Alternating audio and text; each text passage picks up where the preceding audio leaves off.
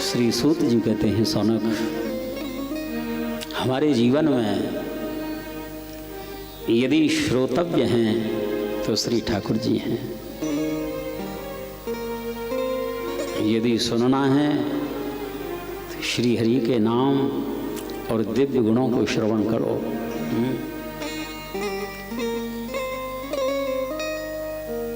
अथवा तो वो श्रवण फूट जाएं, वो किस काम के? इन्हीं का कीर्तन किया जाए, इन्हीं का ध्यान किया जाए,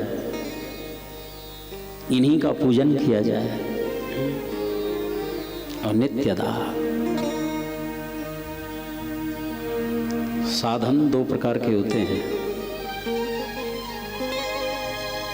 अनन्य चेता सततम यो मां स्मरति नित्यसः तस्याहं सुलभः पार्थः नित्ययुक्तस्य योगिनः। एक नित्य साधन होता है, नित्य उसे कहते हैं जगने से लेकर के शयन पर्यंत। नित्य साधन वो नहीं होता कि अब जितनी माला जपने का जो नियम है, जितना पाठ है आज का पूरा हो गया, बाहर उतर गया, अब हल्के हो गए, अब स्वच्छंद रूप से अपना समय यापन करो।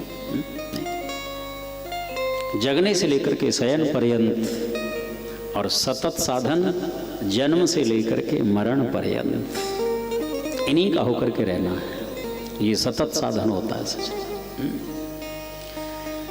यही समग्र शास्त्रों का सार है और यही कर्म ऐसे हैं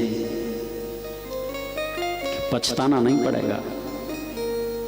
आद्य भगवान शंकराचार्य के वचन हैं,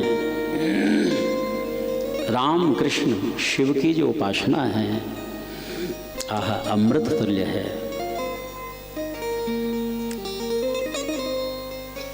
बाकी जितने भी कर्म हैं बंधन के कारण हैं। यज्ञार्थात कर्मणोन्यत्र लोकोयम कर्म बंधन।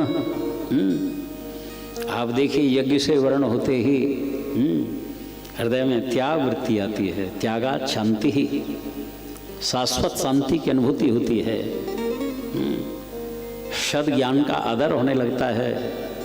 ज्ञानम लब्ध्वा पराम शांति ही अचिरेणाद गच्छति।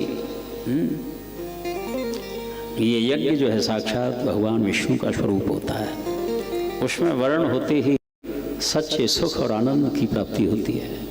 पल पल और प्रतिक्षण वर्धमान ये रस होता है। ऐसी महिमा है। स्वामी राम सूदास जी महाराज कहा करते, जब जब श्री ठाकुर जी का नाम जिह्वा पर आता है, हृदय पटल पर स्फुरित होता है, आपने नई संपत्ति कमा ली। एक बार उच्चारण किया तो नई कमाई है, बिल्कुल नया धन। बाकी जितने भी कर्म हैं पुनश्चर्वित चर्वणम, चवे हुए को बार बार चबाना अथवा तो पिसे हुए को बार बार पीसना। लेकिन भक्ति मार्ग में आहा जो कुछ चेष्टा होती है, नई संपत्ति हमको मिलती है, नई नई। श्री हरि।